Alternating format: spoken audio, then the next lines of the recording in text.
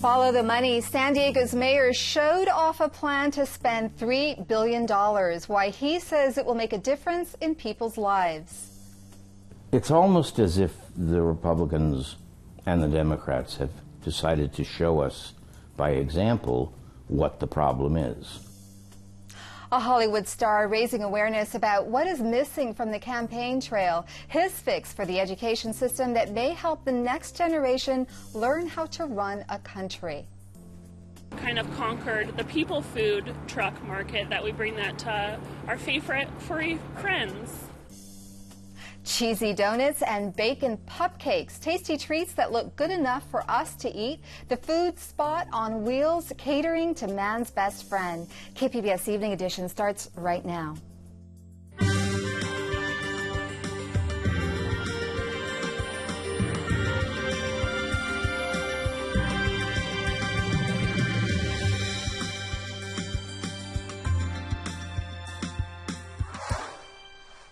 Good evening. Thanks for joining us. I'm Amitha Sharma. Teacher unions scored a legal win today in the fight over teacher tenure in California. A state appeals court panel overturned a ruling that found tenure deprived students of a good education. Judges say the plaintiffs failed to prove the laws were unconstitutional. They also say the students who sued did not show that the rules caused some students to receive a worse education than others. Lawyers for the students say they will appeal the ruling. Many San Diegans who signed up for turf rebates for taking out their grass lawns are now finding that's taxable income. The San Diego County Water Authority sent out 1099 forms to anyone who got more than $600 in rebates. But the forms only went out a few weeks ago after some people already filed their taxes. One of them was Allied Gardens resident Joey Davis, who says he never knew the rebate was taxable. And there's a lot of things you do on their website to get the rebates. There's a lot of, things you have to go through. So I would have definitely noticed something like that because I would have, scaled down my project a little bit maybe. Davis only owes $200, but some San Diegans got up to $70,000 in rebates, so their tax bills could be quite a bit higher. The San Diego County Water Authority is suing the Metropolitan Water District over rates again. In a complaint, the Water Authority said the rate structure approved this week by the Los Angeles-based wholesaler used a methodology previously ruled illegal by a judge. Metropolitan is appealing that ruling. This time around, the Water Authority says San Diego will be overcharged $134 million. Metropolitan says their rate structure is valid. $3.3 billion, that's how much San Diego Mayor Kevin Faulconer wants to spend in the fiscal year that begins July 1st. KPBS Metro reporter Andrew Bowen has details on the budget released today. Faulconer says his budget focuses on things that make a difference in people's lives. He made the announcement outside an elementary school in the Sherman Heights neighborhood. The budget proposal gives more money to hire lifeguards, fire dispatchers, and civilian police positions. And there's more funding for neighborhood rec centers, parks, and libraries. It's a proposal that includes the largest infrastructure improvement budget this decade, and more than $100 million in road repair funding, a modern-day record. The increased spending is thanks in part to what Faulconer calls modest but continued growth in tax revenue. 4 city council members were at the mayor's announcement. They'll soon be working with him and members of the public on tweaking the budget before a final vote in June. Andrew Bowen, KPBS News. Workers in San Diego joining protesters around the state today, demanding the rest of the nation follow California's lead when it comes to raising the minimum wage. They carried Fight for 15 banners as they marched to the Student Union building at San Diego State this morning. March organizers say they are targeting McDonald's because of its ability to influence pay practices throughout the economy. Teachers, state workers, and union leaders rallied outside the state capitol today. California and New York passed laws earlier this month to push their statewide minimum wages to $15 an hour. This is the highest in the nation. And we're going to continue progressing and fighting for the union as well, because the union is having a union is what provides that stability. So those wages can't go back. It can't be turned around. It can't be taken away from you. McDonald's says it invests in the future of its employees with programs that help them earn high school and college degrees. How does a prosecutor build a case if she's representing a potential witness in her investigation?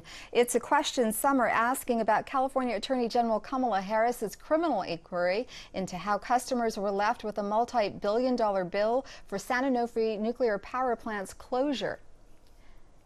When a prosecuting agency is conducting a criminal investigation and one of the potential either witnesses or possibly subjects has email messages that are relevant to that investigation, it becomes clearly a conflict to be able to represent both the person with the emails and investigate the person who wrote the emails. So in this case, for the AG to investigate the communications with the PUC while representing a potential witness who's a potential subject of the investigation is a conflict. San Diego consumer attorney Mike Aguirre says the conflict is so blatant that Harris should relinquish her criminal inquiry. It's imperative that the Attorney General ask the United States Department of Justice to take over the case. The way to do that is the Justice Department has the ability to cross-deputize prosecutors so that both state and federal violations of law can be brought. A Harris spokesperson says there's an ethical firewall between the Attorney General's Civil Division representing the governor's office and its criminal section responsible for the investigation into the PUC and the state's energy companies.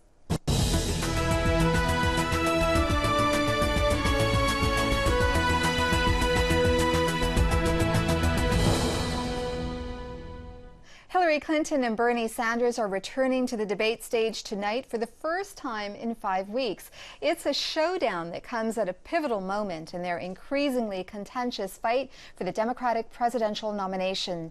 The debate will take place in Brooklyn. New York holds its primary on Tuesday.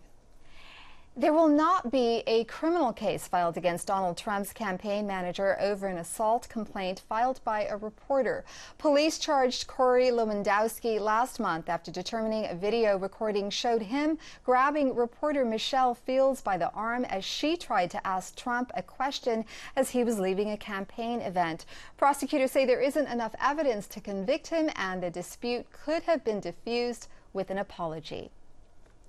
In advance of the June 7th election, KPBS examined the voting records of the candidates running for office in San Diego County. What we found was surprising. A lot of local candidates have missed quite a few elections. Joining us with more is KPBS reporter Claire Trageser. Claire, tell us why you looked into these voting records. It started off as typical background checks that we do on candidates. I thought we'd pull their records and find a few candidates who'd missed a few elections. But what I got back was unexpected. Far more candidates than I thought had missed some elections, and some candidates had missed many, many elections. Only a third of the 39 candidates had voted in every election, and 11 had missed presidential elections. Who missed the most? Kenneth Canada, who is running for Congressman Scott Peters' seat, missed 17 elections since 1990, including 5 presidential elections. I asked him about it, and he gave me a lengthy explanation. He was deployed for part of the time in the military and was living overseas. But those aren't really good excuses because the Secretary of State tries to make it easy for military to vote absentee. And if you're living overseas, you can always get an absentee ballot. And who were some of the others who missed elections? Ray Ellis, who is a candidate to fill Sherry Leitner's seat on the San Diego City Council, missed 12 elections. His campaign sent a statement that says, "As I became more involved in civic affairs, I realized how important our elected leaders are. Over the past 10 years, I have a perfect voting record." Also high on the list was Jackie Atkinson, who's a Republican running against Congressman Peters. She missed 11. Her campaign said she was deployed in the military for the election she missed, but again, that doesn't mean you can't vote. And lastly, Ed Harris, a candidate for San Diego mayor, missed 10 elections. He said in a statement, "I guess I'm like many voters. I'm sometimes frustrated by the choices on the ballot and the negative politics, and I occasionally don't vote. My decision to run for mayor is based on providing voters with a better choice and a reason to vote." And what elected official, someone who actually holds office, has missed the most? That award goes to Congressman Duncan Hunter, who has missed 10 elections. His campaign said the reason was that he was deployed in the military. Should we be surprised that people running for office have failed to vote in past elections? Probably not, when you consider that poor voter turnout has been an issue for several years. In the 2014 general election, only 45% of the county's registered voters cast ballots, and many of the elections these candidates missed were smaller special elections, which always have lower turnout. Claire, thanks very much. You can find more details about candidates' voting records at kpbs.org. A Charles Manson cult member has been recommended for parole after more than 40 years behind bars. Leslie Van Houten was convicted in connection with the killings of a grocer and his wife. She was the youngest Manson follower and is now serving time at the California Institution for Women in Chino. She has been denied parole several times until now. The recommendation moves on to the Board of Parole hearings. Then Governor Jerry Brown will have the final say on whether she's released. A state prison inspector found that a fifth California prison is still providing substandard care, even though the state has spent billions of dollars on improvements. The inspector general gave Wasco State Prison failing marks, noting in one case nurses failing to have an inmate checked after having a seizure. That inmate died days later. California is attempting to regain control of the prison healthcare system a decade after a federal judge seized control. Under federal oversight, the state has improved facilities, doubled its annual prison healthcare budget, and reduced its prison population by more than 40,000 inmates. New released documents show UC Davis spent thousands of dollars trying to hide the school's pepper spray scandal online. They reveal that the university paid consultants $175,000 to remove negative online postings. This after campus police officers sprayed Occupy demonstrators while they were seated on a school quad. Video of the incident went viral and the photo became an internet meme. The revelation has some lawmakers, critics, and students calling for the chancellor's resignation. More thefts in San Diego pushed the crime rate up by 6% last year. A new report released today by the San Diego Association of Governments shows an 11% increase in the number of larcenies reported. Many of them involved stuff being stolen from cars. There was a 14% increase in homicides last year. The numbers also show a downward trend in violent crime since 1992. According to Sandag researchers, the crime rate is still the second lowest since 1980. It is going to be a hot one. San Diego County fire officials say residents should prepare for an active fire season. KPBS reporter Eric Anderson says this winter's rain created fuel that could feed the flames. What county officials are worried about are these flashy fuels. It is stuff that catches fire very quickly and then can spread to heavier fuels like trees. Last year, we did not have a lot of grass. We didn't have a lot of rain. This year, we have enough grass where we're going to have the starts, what we refer to as ignitions. We're going to get fires. It's a matter of, how aggressively are we able to attack those before they get big. Meacham says people need to clear fire hazards from around their homes. He says firefighters won't risk their lives defending a property whose owner failed to clear brush or other fire hazards. Residents are also encouraged to plan ahead. Emergency services officials suggest registering phones for emergency alerts, using the county emergency app, and developing a fire plan. Imagine having to leave your home in 15 minutes. That's what thousands of residents in our community faced both in 2003 and 2007. They may have received a knock at the door, they may have received an Alert San Diego call, but they had a very short time frame to get out of their house. Firefighters say the key to avoiding huge conflagrations is a strong, quick response that'll keep wildfires small and inconsequential. What county officials hope to be able to do is to be able to attack any fire that starts in this kind of fuel quickly so they can keep it from spreading and causing problems elsewhere. Eric Anderson, KPBS News. It may be soon going under the public microscope. We're talking about the quality of care for freestanding surgical centers. Mistakes that happen there have escaped public notice until now. Cheryl Clark from KPBS News partner iNewsSource explains why that may change. So many surgical procedures are now moving from hospitals to outpatient settings where they can be done much less expensively than in a hospital, and patients get to go home the same day. That's why the Affordable Care Act specified these centers be more transparent with their quality data. And very soon, the Federal Medicare Agency will publish rates for about a dozen quality indicators. They are the number of patients who fell, were burned, or had a serious complication requiring a hospital transfer. Also, any of what they call the 5 wrongs, like wrong procedure, wrong side, wrong site, using the wrong implant, or even on the wrong patient. The agency is especially concerned about colonoscopies, which carry higher risks of complications than you might think.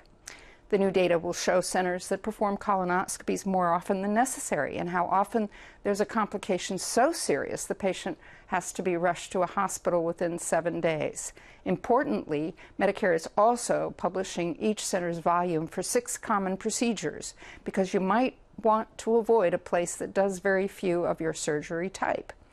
From currently available data, iNewsSource compiled this list of volumes for each of 6 procedures at about 35 San Diego surgical centers.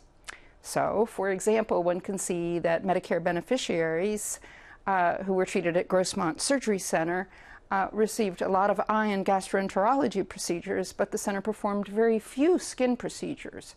Another quality indicator coming next year will let you find out about those cataract surgery centers that failed to improve their patients' vision. But these new statistics are by no means perfect. It's only available for facilities reimbursed by Medicare, as we said, and for only about 100 procedures, and not for centers that are solely reimbursed by health plans or cash. And there's no information on what these centers charge. The feds aren't even auditing the data yet. So the bottom line is that this effort starts to give consumers a chance to see quality at these centers, and the centers too can know whether they have some work to do to improve care for their patients. For KPBS, I'm iNewsSource reporter Cheryl Clark. Public transit riders in San Diego can look forward to a more convenient way of paying their fares. The board of the Metropolitan Transit System today approved a contract to create a new smartphone ticketing app. MTS hopes it will attract new passengers who don't ride the bus or a trolley every day. But it really expands the use case for mobile ticketing. Previously, we just did it for special events and trolleys. Now it's going to be good for all buses, trolleys, coaster, North County services, and all types of passes, from one-way tickets to monthly passes will be available. The new app is set to become available in August. MTS staffers also gave an update on plans to add stored value to the Compass card. They say they're working on it, but don't yet have a timeline for making it happen. A new honor tonight for Oscar-winning actor Richard Dreyfuss. The Encinitas resident will receive the Peacemaker Award for his efforts in the classroom. KPBS reporter Angela Carone spoke with Dreyfuss about why a civics education is so important. Richard Dreyfuss may be best known for roles in films like Jaws or Close Encounters of the Third Kind. But these days, he's not thinking about the next big role. He believes our education system is broken. He says it focuses too much on math and science and not enough on civics and the humanities. Because we have created a generation of disarmed young people. Not only do they not know how to run the country, they don't know how to run their industries. They don't know how to point out what is right and wrong. In 2008, Dreyfuss started a nonprofit called the Dreyfuss Initiative, which gives teachers the tools to integrate civics and critical thinking into the curricula. This, he says, is what the Founding Fathers intended in the Constitution. They wrote that document expecting that everyone would get some kind of basic, rudimentary education, which would include reason and logic and debate and opposition and always civility. You lose civility, you lose the oxygen that is required by a democracy. Dreyfuss says that civility is missing in the current political climate. It's almost as if the Republicans and the Democrats have decided to show us by example what the problem is. Dreyfuss receives his award at a dinner honoring individuals who have contributed to conflict resolution both nationally and locally. Angela Carone, KPBS News. A San Diego-based naval vessel will sail back home for repairs. The USS Fort Worth is a littoral combat ship, and it has been stuck in Singapore since January due to a damaged propulsion system. The Navy says the crew failed to properly maintain the machinery. Its commander was relieved of his position last month. The ship will sail to San Diego under its own power this summer. A great day for the beach and some shade today in San Diego. Steph Davis has more on the warming trend in tonight's KPBS weather report. The weather remaining fairly quiet this Thursday across Southern California. Taking a look at our regional satellite and radar, you'll notice we are dealing with some clouds and showers across the northern part of the state, but all of that activity will remain well off to the north of the San Diego area. So other than a couple of clouds, you'll notice here on radar, remaining quiet across much of Southern California. Taking a closer look in, specifically around the San Diego area, just some of these clouds filtering through. We're looking at mostly dry conditions as we wrap up our Thursday and head into our Thursday night.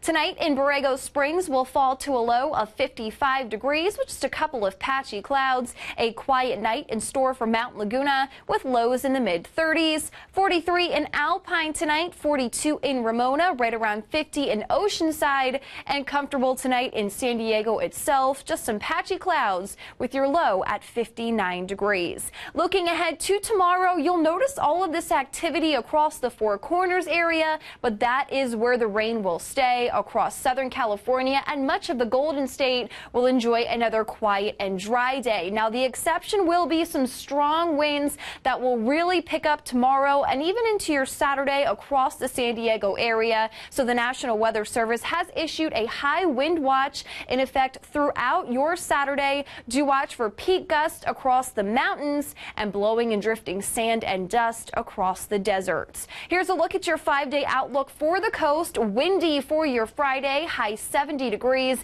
but the weekend looks great. Plenty of sunshine Saturday and Sunday, highs in the upper 70s, and that nice weather pattern will continue into early next week. 5-day outlook inland showing similar conditions. Windy, wrapping up the work and school week Friday, high 71. Temperatures climb Saturday and Sunday. A pleasant weekend in store for the area with highs near 80 degrees, 81 and nice on Monday. And another nice day to look forward to Tuesday with a mix of clouds and sunshine. 5-day outlook for the mountains. Lots of sun, though windy on Friday, high 57 degrees. Sunny and still breezy on Saturday. Winds subsiding Sunday with highs near 70. And then picture perfect heading back to work and school on Monday. 5-day outlook for the deserts. Mostly sunny and windy Friday, high 83. Plenty of sunshine Saturday. We'll climb to that 90-degree mark on Sunday. Daytime highs remain in the 90s for the deserts Monday and into your Tuesday. Steph Davis, KPBS News. I'm Judy Woodruff. On the next news hour, the Golden State Warriors' record-setting season. That's Thursday on the PBS NewsHour.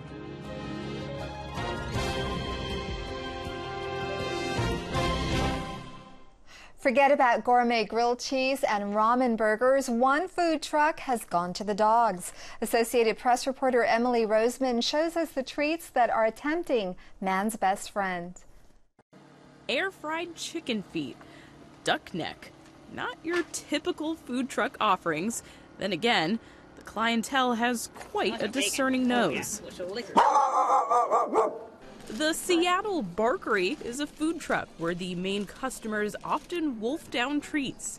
It does kind of seem natural that now that we've kind of conquered the people food truck market, that we bring that to our favorite furry friends. The truck rolled out in the Seattle area 10 months ago, offering homemade gourmet treats for dogs and coffee and cookies for their owners. It's really exciting right now, and we're still just taking it day at a time. Dawn Ford and her husband Ben own and operate the truck. She first began baking treats when she was a dog walker, concerned about the rash of product recalls. All of our treats are soft. All of our treats aren't, filled with things that you can't pronounce. Popular items include bacon pup cakes mini cheesy donuts, pumpkin pretzels, and peanut butter cookies. Oh, peanut butter is like a must.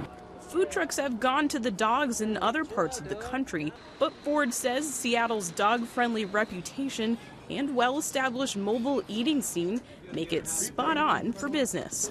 So I think there's definitely a market for more things like that, where human and canine activities are combined. You don't want to always leave them at home or leave them in the car. Advice Dawn follows. Her top-selling salesman is her dog, Sherman. Emily Roseman, Associated Press. Here's a look at what we're working on for tomorrow in the KPBS newsroom. Such great heights on Morning Edition. A lively portrait on rock climbing will premiere in San Diego. We'll take a closer look at Brave New Wild tomorrow on KPBS Radio. You can find tonight's stories on our website, kpbs.org/evening edition. Thank you for joining us. Have a great evening.